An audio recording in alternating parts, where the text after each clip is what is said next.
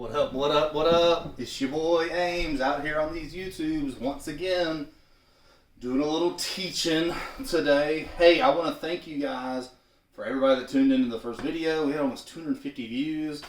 Tons of people answering the questions. Some of you sent them to me through Remind or another way. That's fine if you're having struggling with that, as long as I'm getting the answers.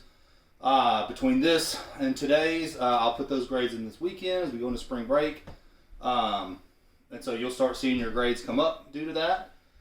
So thanks again. The guys that haven't done it yet, you still have time. Hopefully this video is going to be much shorter. Sorry the first one was so long. Cut me some slack. I just started doing this. But thanks for tuning in. If you're from Ms. Meekin's class or Ms. Johnson and Mr. Burrow's class, thanks for tuning in there too. Although you probably don't need to answer the questions in the comments. If you want to leave us a funny joke, you can do that. It needs to be clean because I'm reading jokes on air today. So with that being said, guys, just once again, if you're out and about and around, guys, I'm here, and I care about you, and I'm thinking about you. Like, if you need anything, please let me know. I've lost my place where I had my jokes. There we go. We're back. Please just let me know. I'm working at the food pantry some days. I'm around. So if you need something, hit me up on Remind. Hit me up on an email. Like, let me know. We're here for you. We're cared about you. Let's move on to jokes really quick before we move into our content today. So our first joke, again, I'm not using all the jokes you sent, although I will use them eventually. So I picked 3 out today. If you sent me a joke and I didn't read it today, I'm going to read it later. Don't worry. But my first joke comes from Theron. Theron sent me a joke that said, "Hey, what did the right eye say to the left eye?" Hey, between you and me, something smells. Because, you know, between the 2 eyes is your nose. You smell with your nose. It smells. Hey. My next joke came from Amari. Why should you always take a teacher on a safari? I kind of edited this a little bit, Amari, to make it better, but not better, but easier. Why do you take a teacher on a safari? Because teachers can always spot a cheetah. Cheater. There you go. And the last one came from Christian. What do you call a pig that does karate? You call it a pork chop. Hey guys, thanks for your jokes. I'll read some more next time. You know that's one of my favorite times of teaching.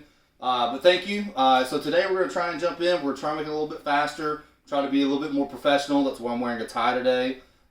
So today we're just going to jump right into it because I want to try and make this. I'm going to try and cover as much as I can so that you guys don't have to be on there all day. So let's get started. Yesterday we talked about civil rights, or Monday we talked about civil rights organizations. We talked about SCLC, SNCC, the NAACP, the Black Panthers. We talked about those organizations and a few events. Today we're going to talk about some of the leaders of the civil rights movement. So I'm going to go through I've added some on that your curriculum doesn't normally have that I just feel like are important and you should know about. So we're going to go through a few of those today. Some you'll know, some you've heard of, some you're like, I've never heard of that person. So hopefully some of it inspires you to do a little more research yourself. So let's jump in. If we're talking about civil rights leaders, obviously we have to talk about the most famous one, and that's Dr. King.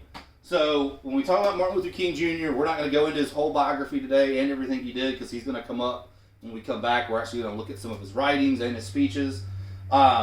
But simply put, Martin Luther King served as the president of the SCLC, the Southern Christian Leadership Conference. He began as a pastor at Dexter Avenue Baptist Church in Montgomery.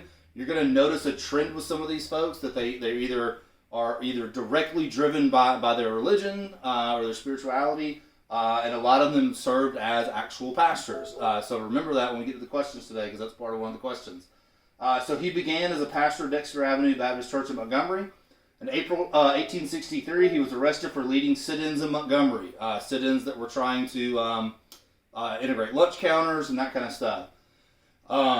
During this time, while he was in jail, he was cautioned by what we call white moderates, pastors, to be patient and avoid causing a ruckus. And this is what we're going to look at today, although we're not going to read it. But this was something King was often said as he was leading sit-ins and he was leading protests and that kind of things. You got a lot of white moderates, usually pastors, that would come to him and say, "We're allies with you. We agree with you. We want civil rights. but they would always just tell King, like, you're almost like you're doing too much. You're causing too much of a ruckus. You're putting people in danger. You're just this doesn't look good. You're just causing an uproar, and that's not getting you anywhere. Well, that didn't sit well with King, which is why King is going to write one of his most famous pieces, The Letter to a Birmingham Jail. Again, we're not going to read through this today. I'm going to send it to you to read later. But this was just his response to, guys, I hear what you're saying, but we can't wait for our civil rights anymore. We've been waiting for 100 years ever since slavery was abolished. It's not about waiting anymore. The people that were telling him, hey, just hold on a little bit longer. Things are going to get better. And we've talked about that, how things had gotten somewhat better, but not nearly fast enough for people to have full civil and human rights. So this was his response. So he also led the March on Washington. You've probably seen the pictures before, the big crowds that were there. In August of 1963, it was organized by King and others to continue protests. It became the largest civil rights protest of all time. If you see pictures of it, they were speaking on the steps of the Lincoln Memorial, and as far as the eye could see were people gathered there. So this was the site of King's famous "I Have a Dream" speech, which I'm sure you've heard of before. I have a dream that one day my children will live in a nation where they will not be judged by the color of their skin, but by the content of their character. That's the speech. It was kind of the speech that people knew who King was, but this was the speech that put him on the map. He became a household name in very different ways. He was polarizing in some ways. Obviously, a lot of white Southerners did not like him, but even some moderates didn't like him either. But this is where he put himself on the stage by stating his new goal, or not his new goal, but his now goal of, we are here to demand our civil rights through peaceful protest and nonviolent protest, which became the hallmark of King, like his nonviolent. I say that to say because we're about to look at somebody different. But using nonviolent protest to demand civil rights. And King was basically the father of that movement. If you want to watch a really good movie that I believe is on Netflix right now, Selma is one of those movies. He also led the second and third marches at Selma. You could watch that. Ava DuVernay was the producer of it. It's a fantastic movie. Some of the people you'll see in our discussion today are in this movie, not just Dr. King, but some of the other ones. So if you can keep an eye out and see some of them, you'd be like, hey, I know that person already. So when we talk about King, though, often we also have to talk about someone else. Normally we don't get to talk about it in class, but I'm going to add him in today because I think it's important. That person is Malcolm X. Malcolm X took a more hands-on approach on gaining civil rights as opposed to more of a non-violent methods of King and the SCLC. In fact, he coined the term by any means necessary. Now, a lot of people take this kind of thing to mean that Malcolm X was militant and he wanted to hurt people all the time. That is not the case. It's not at all the case. I mean, don't get me wrong, he was militant in his belief for civil rights, and he believed in defending himself, very similar to the Black Panthers. Malcolm X did believe in defending himself when needs be, and believed in a more hands-on approach. He wasn't always a big fan of the non-violent, peaceful protest type stuff. He thought it should be a little bit more kind of in your face, sort of. And that was kind of his character. I say all this to say we're going to look at something nerdy in just a minute because you know I'm a nerd. A lot of people oftentimes think that Malcolm X and Martin Luther King are like diametrically opposed to each other, that they're against each other, that they're opposites. Absolutely not the case. In fact, a lot of times, again, guys, sorry, I'm a nerd. If you look at modern comics, the archetypes we now see for two very famous comic book characters actually kind of come from their relationship. And obviously, I'm talking about the X-Men, and you have Professor Charles Xavier, the leader of the X-Men, and what used to be kind of one of their villains, Magneto. If you look, they didn't start out this way, but as they got into the 80s and 90s, they started to just mold these two characters to be somewhat similar to both King and Malcolm X. They're not perfect allegories, they're not perfect comparisons, but you do see a difference in that, where you've got Professor Xavier, who's all about leading things peacefully, whereas Magneto feels like there needs to be a more hands-on type process for gaining rights for them, not as much black citizens. For here, it's more mutants, and that struggle, and you see that in X-Men comics now, that's meant to mirror a little bit of what we see in the civil rights movement. Again, this doesn't mean they're directly like each other. But you also have to remember too, it does get the fact right that both of these men are friends, just like Dr. King and Malcolm X were friends. They were friends. They talked to one another. They sent letters back and forth to one another. They respected each other. So they weren't necessarily the diametrically opposed people that you think they are. They were more connected. So if you want to get a little bit more on Malcolm X too, there's plenty of good stuff out there to see. There's obviously the Denzel Washington movie, Malcolm X, which is currently on Netflix. You can watch it right now. And Malcolm X was assassinated, and there's a great documentary called Who Killed Malcolm X? It's about, I think, the last week of his life. It's super well done. It's really, I won't say entertaining, but I mean, it's really interesting. It's a really interesting thing to watch.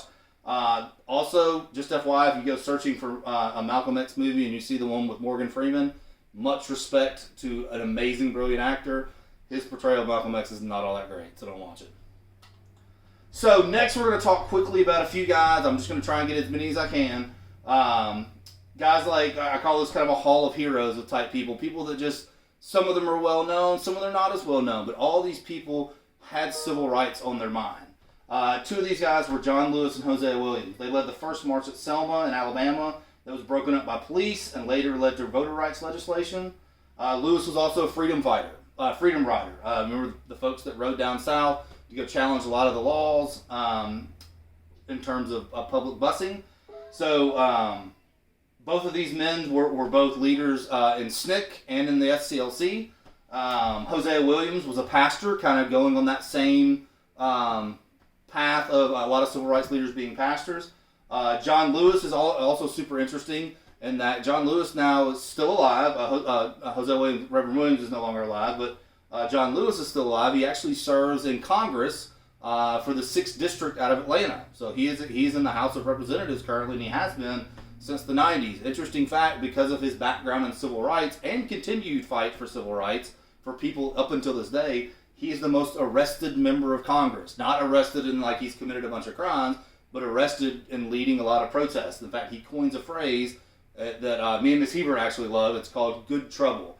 He's always talks about getting in good trouble, and what he would say is what they did back then is that causing some trouble to do a very good thing is okay, and that's what they viewed themselves as doing. Is that we're interrupting things, we're interrupting traffic, we're interrupting people's lives, but we're doing it because we're fighting and demanding our civil rights. So the next was Reverend Joseph Lowery. He's often called the Dean of the Civil Rights Movement. Again, Reverend Joseph Lowery.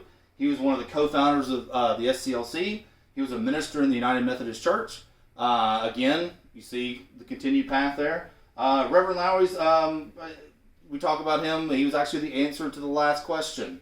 Reverend Lowery actually died 2 days ago and died still a hero to the cause of fighting for civil rights. He was a pastor till the day he died, and he never stopped fighting for people's rights. He was always, no matter all walks of life, he was always fighting for civil rights, and because of that, people kind of viewed him as the elder statesman of that civil rights movement. Miss Septima Clark, she became known as the Queen Mother of the civil rights movement. She was an educator. That was first and foremost her goal. Now, some of these guys we talked about, they were protesters, they were speakers, they were pastors. Septima Clark was an educator. That was her goal. She led literacy and citizenship workshops. She said, look, one of the ways we're going to be able to fight for our rights is through education. And guys, you know, being in my class, that's something I constantly talk about. Education is your tool, or sometimes is your weapon to rise above where you are. And she said the only way that people are going to make themselves better and fight for their rights is if they learn to read, if they learn what their rights are as citizens, if they are able and they know how to vote and they know how to register to vote, because so that they can actually have their voice heard in government. So again, look at her a little different in that we talk about some religious guys. She came at it from more of an educational perspective.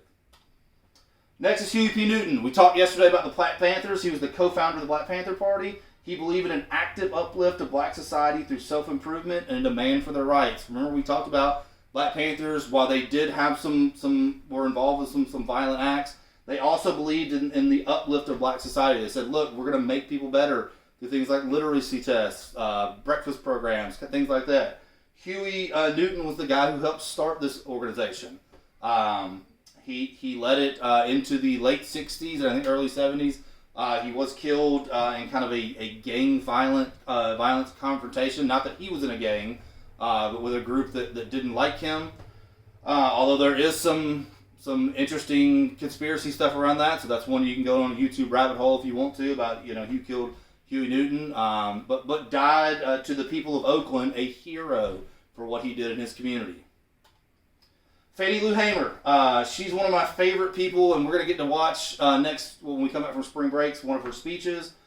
Fannie Lou Hamer was part of Freedom Summer and a SNCC organizer. Remember, Freedom Summer was where people went down to help register people to vote in southern states. She fought for women's as well as African American rights. She was a big, there was sometimes kind of a disconnect between civil rights in terms of black citizens, sometimes with fighting for women's rights. So she kind of wanted to bring those things together. She was known for the use of her direct spiritual elements. She wasn't a pastor. She wasn't, she didn't hold any high positions. She was just a simple person. She actually was born and lived a simple life. She actually died in a relatively simple life. And it was because of that people respected her so much. If you'd asked any of these very famous, popular, somewhat powerful guys, people that they respected, they would always go back to Fannie Lou Hamer. She helped thousands in her home in Mississippi to register to vote. She dedicated her life to getting people registered to vote, which is why, you know me, if you ever hear me talk, I'll tell you how important registering to vote and voting is, because people like Fannie Lou Hamer fought for that. We're going to look at a video of her speech before the Democratic National Convention when we get back, and we're going to kind of compare it to Martin Luther King's I Have a Dream speech. So Ella Baker spent 5 decades fighting for civil rights in America. Guys, she was fighting for civil rights for 50 years of her life. She worked with people all the way from W.E.B. Du Bois in the earlier 1900s all the way through Martin Luther King. She never tired of fighting for civil rights. She was president of the New York NAACP for 20 years. She helped found SNCC. She was an executive director of SCLC. She did it all. She was one of those people that she's like, if I'm going to get involved, I'm going to be involved. And she was such a brilliant and powerful and imaginative leader that she ended up leading almost all of these groups at one point in some form or fashion. She believed in grassroots support and organizing rather than polished, charismatic leadership. She said, look, my role in becoming a polished leader or a powerful leader isn't going to be me standing up and giving powerful speeches, although she wasn't against that. What she would say was that her goal was to get amongst the people and one-on-one start raising up people. That's what we call grassroots, at the grass level of raising people up. And that's how she did that. And she did it for many years in many different groups with many different legends of the civil rights movement, both older and modern. So Andrew Young. Andrew Young was a pastor. Again, my tie fell off. Early civil rights leader, confidant of MLK. Later became a congressman, mayor of Atlanta, and ambassador to the United Nations. He is still alive today. If you ever want to read a really good book on the civil rights movement, he has a book called An Easy Burden. It's probably one of my favorite books on the civil rights movement because it not only talks about how they did fight and they did work, but it also talks about the relationship between all these guys. Because everyone I talked about here, they all were more like a family. If you look at some of those pictures of some of the marches, they're often marching together. And his book really does. He's got a very warm heart. He's a very personable guy, and he talks about just the relationships they had between one another. Ralph David Abernathy, you've probably heard this name before and Hosea Williams, because you've seen streets in Atlanta named after him. He was a pastor also and co-founder of Southern Christian Leadership Conference with MLK. For many, many years, he was a close confidant, and many people considered him Martin Luther King's best friend. They had a bit of a falling out kind of towards the end of his life. Doesn't mean that they were enemies. It doesn't mean any of that stuff. But it just shows that, these were real people with real problems and real relationships that were rising above just those personal things to fight for a greater cause. And then I think the last one we're going to cover, we're going to skip the last two, is Mary McLeod Bethune. She's often called the first lady of the struggle. She was known for pushing to open private schools for black students. Now we know those as HBCUs, or historically black colleges and universities. She actually helped found the HBCU that would eventually carry her name, now known as the school in Daytona, known as Bethune-Cookman. She was a staunch believer, again, just like Septima Clark, that education was the way to make lives of black citizens better. And since a lot of black students couldn't get into all white colleges, they said, we'll form colleges of our own. And she helped start this movement of people who said, well, if you're not going to let us in, then we're going to form colleges of our own and get our own education. We're going to skip these last two. We're going to get to questions. So our questions are this. Which of the civil rights leaders we discussed had a direct background and passion for education? There were a couple of them we talked about. Which ones had that direct background to education? What was the difference between MLK and Malcolm X's approaches to civil rights? So how were these two men different? 3, which of the leaders we talked about had direct ties to religion that influenced their work? There's going to be a few of those. It's all those ones we talked about, how religion was so important in what they did. And then finally, this is more of a personal one, which of these leaders interest you and you'd like to know more about? I want not only tell me the person, tell me what about them that you heard interest you. Guys, these are all kinds of different people. They did all kinds of different things. I want to know which of those you thought were cool, because I can set you up with stuff that can further teach you about these guys. So, guys, this is our last one before we go on spring break, so you won't get a video Monday. So make sure you get this one and your first one turned in by Monday. Other than that, I hope you have a safe spring break. I hope you stay safe, stay inside, social distance. Good to see you guys.